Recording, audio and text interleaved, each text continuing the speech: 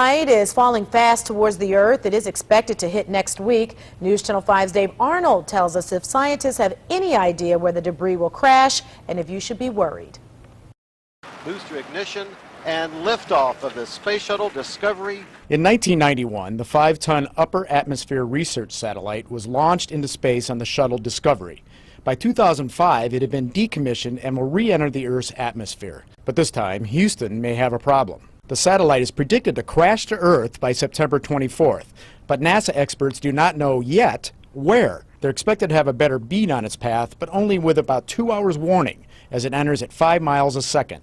Its target range, huge, 57 degrees north to 57 degrees south.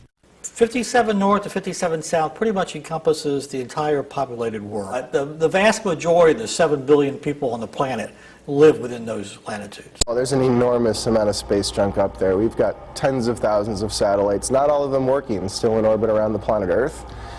And a piece of that falling is really not all that surprising. So just how big is this particular space junk supposed to be? It was supposed to be 15 feet wide and 35 feet long, about the size of a rock star's bus. Astronomer Jason Davis wants to caution space watchers that the likelihood of space junk hitting a person is very low. I don't want people to be afraid. There was a great story about a weatherman in Australia that posted the odds of you getting hit by Skylab.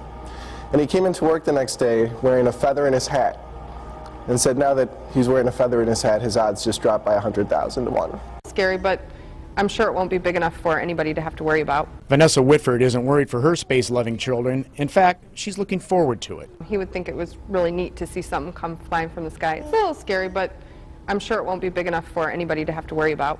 First grader KELLEN McAllister likes the idea too.